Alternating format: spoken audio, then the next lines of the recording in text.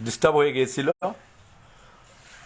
তো কথা ছিল যে বিধানসভা নির্বাচনের পর থেকে একটা গদি মিডিয়া বলুন, সোশ্যাল মিডিয়া বলুন, বিভিন্ন ধরনের মিডিয়ার একটা জলাতঙ্ক রূপ হয়ে গেছে। কি করে মহারাজকে মানে খেও করা যায়, ছুটো করা যায়, সেই লক্ষ্যে তাদের প্রচার। আর সেই প্রচার আমি বলি এটা ভ্রান্তিমূলক প্রচার। কারণ হচ্ছে মহারাজ ত্রিপুরামতা দল নিয়ে যেই দাবি নিয়ে বা যেই আশা আকাঙ্ক্ষা নিয়ে ত্রিপুরার আদিবাসীদের উন্নতির লক্ষ্যে কাজ করতে চেয়েছেন, সেটাকে অন্য কেউ যদি এটাকে খারাপ মনে করে তাহলে মহারাজার কিছু আসা যাওয়ার কথা নয়। আর ত্রিপুরার ইতিহাসে একটা আঞ্চলিক দল ত্রিপুরা বিধানসভায় বিরোধী দলের আসনে এটা সাংঘাতিক ব্যাপার। কারণ হচ্ছে আমরা যেটা মনে করি, আমাদের জাতির কথাই বলুন, আমরা বলুন, যেমন সিপিএম বা কংগ্রেস আমাদেরকে চাদর পরিয়ে রেখেছে। চাদর, এমন একটা চাদর পরিয়ে, যে সুন্দর আলী ভাই থ্যাংক ইউ, চাদর পরে রেখেছে। যেমন আমরা সিপিএম কংগ্রেস ছাড়া কিছুই বুঝি না। আমাদের সামাজিক উন্নতি বা অর্থনৈতিক উন্নতি বা শিক্ষার উন্নতি বা রাজনৈতিক উন্নতি, রাজনৈতিক অধিকার, কোনো কিছুই আমরা চাই না। কোনো কিছুই নিয়ে আমাদের কথা নেই, কোনো কিছুই নিয়ে আমাদের আওয়াজ নেই।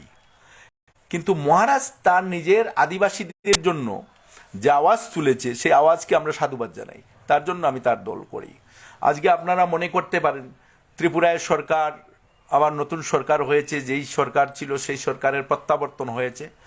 প্রত্যাবর্তন হতে গিয়ে অনেকে বলেছে যে মহারাজ এখন এই ত্রিপুরার যে বর্তমান যে সরকার আবার আসীন হলো, সেটাকে মহারাজ সহযোগিতা করেছেন। না, মহারাজ সহযোগিতা নয়, মহারাজ তার রাজনৈতিক অধিকারকে বহিঃপ্রকাশের লক্ষ্যে যেসব জায়গাতে টিকিট দিয়েছিলেন, যাই হোক 13 জন বিজয়ী হয়েছেন, অসংখ্য ধন্যবাদ মানুষকে যারা ভোট দিয়েছেন। আরও কিছু দেওয়ার কথা ছিল।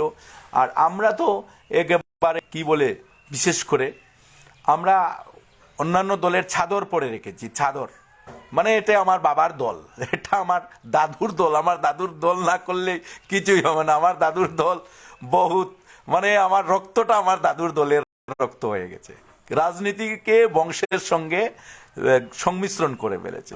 যাই হোক, বিধানসভার বিরোধী দলনেতা হবেন মাননীয় অনিমেষ দেববর্মা মহাশয়, ওনাকে শুভেচ্ছা এবং আশা রাখবো ত্রিপুরার জনজাতি হোক বা সাধারণ মানুষ হোক, সাধারণ মানুষের যে পাওয়ার, যেটা পাওনা, যেটা সেটার দিকে লক্ষ্য রেখে বিধানসভা থেকে শুরু করে রাস্তায় আওয়াজ তুলবেন, এটা আশা করব।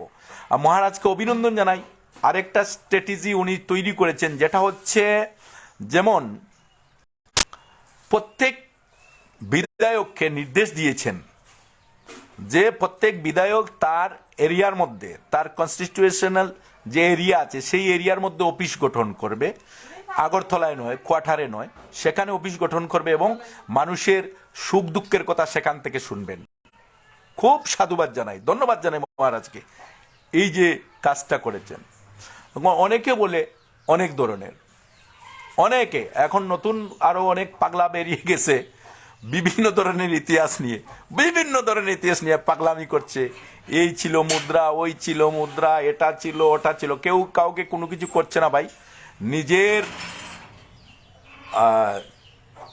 যে অধিকার, সেই অধিকার আদায়ের লক্ষ্যে মহারাজের যে আন্দোলন, সেই আন্দোলন থেকে 13 জন এমএলএ সৃষ্টি হয়েছেন, মানুষ বিজয়ী করেছেন।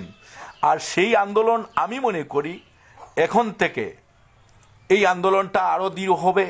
মানুষের অধিকার আদায়ের লক্ষ্যে, মানুষের উন্নয়নের লক্ষ্যে, আদিবাসীদের উন্নয়নের লক্ষ্যে, সব কিছু নিয়ে মহারাজের যে আন্দোলন, সেই আন্দোলনকে মহারাজ আরো দৃঢ় করবেন।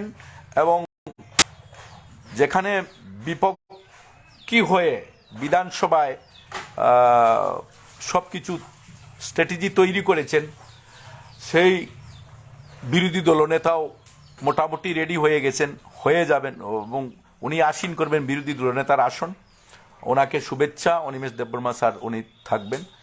অনেকে মনে করে অনেক কিছু, আমরা আমাদের কি বলে কপালে কিছু বলি না। আমরা আমাদের দাদুর দল যেটা, আমাদের বাপদাদার দল, বাপদাদা সিপিএম ছিলেন, আমাকে সিপিএম করতে হবে। বাপদাদা কংগ্রেস করেছিলেন, আমাকে কংগ্রেস করতে হবে। এইদিকে আমাদের দীর্ঘদিনের যে ইতিহাস রয়েছে সেটাকে আমরা এইবারও আবার পুনর্বিবেচনা করে ভোট দিয়েছি। যাই হোক, এটা মিথ্যা কথা নয়, মহারাজ যেটা বলেছিলেন সবই সত্যি। তবে যেরকম আমার কৈলাসরে বলুন, আমি কৈলাসরের ছেলে, কৈলাসরে বলুন, আমরা দীর্ঘ 30 বছর ধরে সরকারের সঙ্গে নাই। সরকার হবে সিপিএম এর, আমরা থাকবো কংগ্রেসের এমএলএ। সরকার থাকবে সিপিএম এর, আমরা থাকবো কংগ্রেসের এমএলএ। সরকার থাকবে বিজেপির, আমরা থাকবো সিপিএম এর এমএলএ।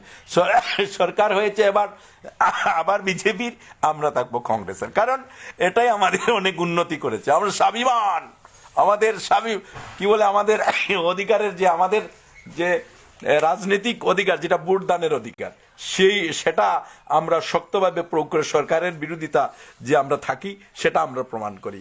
ধন্যবাদ সবাইকে। বন্ধুগণ, আমার শরীর বেশি ভালো নয়, অনেক কিছু বলে নিলাম। আর আমি এখন পর্যন্ত মনে করেন যেই যা বলুক না কেন, আমার কিছু আসে যায় না। আপনারা দেখতে পারেন তীব্রমতা যেটা আমি করি, তীব্রমতার ফ্লেগগুলা দেখুন আমার ঘরের, আমার বেড়াতে এখনো লাগানো আছে। আমরা দেখুন, আপনারা দেখতে পারবেন কত ফ্লেগ লাগানো আছে। এই দেখুন, এটা হচ্ছে আমার বাড়ি। আমার বাড়ি থেকে আমরা সব সময় এই যে ত্রিপুরা ফ্লেগগুলো এখনো লাগানো আছে, থাকবে ইনশাআল্লাহ থাকবে। তো আমি বিশেষ করে আর কিছু না বলে সবাইকে এটাই বলবো, যেই যত ধরনের কুৎসা রটাক না কেন, মহারাজকে কেউ করার লক্ষ্যে, মহারাজকে নিচু করার, নিচু দেখানোর লক্ষ্যে, সেটা কিন্তু এটা সিপিএম এবং কংগ্রেসের লোক। কারণ তারা বিজয়ী হতে পারে না, বলছে মহারাজ নাকি পথের কাটা হয়েছে। আমি বলবো যদি মহারাজ টিকিট দিতেন তাহলে মাননীয় জিতেন্দ্র চৌধুরী মহাশয় উনিও হারতেন। আমি বলবো 42টায় মহারাজ প্রতিদ্বন্দ্বিতা করিয়েছেন, সেখানে আপনি দেখবেন অনেক জায়গায় আমরা দ্বিতীয় স্থান অধিকার করেছি। তাহলে এখানে সিপিএম কংগ্রেস যদি না দিত, সিপিএম যদি না দিত, তাহলে আমরা বিজয়ী হতাম, ত্রিপুরা মতো বিজয়ী হতো। তাহলে আমরা বলবো সিপিএম এর লোক বিজেপিকে ভোট দিয়েছে এবং কংগ্রেসের আসল লোক বিজেপিকে ভোট দিয়েছে। আমাদের এরিয়াতে যেমন বিজেপির বেশিরভাগ লোক কংগ্রেসকে ভোট দিয়েছে। আর যারা এই গড় বলেন, গড় দিতে 10,000 লেগেছে, 1500 লেগেছে, 15,000 লেগেছে, যাই হোক, এরা কিন্তু আবার উল্টা দিকে ভোট দিয়েছে। ধন্যবাদ সবাইকে। আমি এটাই বলবো, মহারাজের দীর্ঘায়ু কামনা করি এবং ত্রিপুরা মথার দীর্ঘায়ু কামনা করি। ত্রিপুরা মথার আন্দোলন মনে করবেন শুরু হতে বলবো, আপনারা দেখতে যান, আগে আগে হতা হ্যায় কিয়া। Thank you.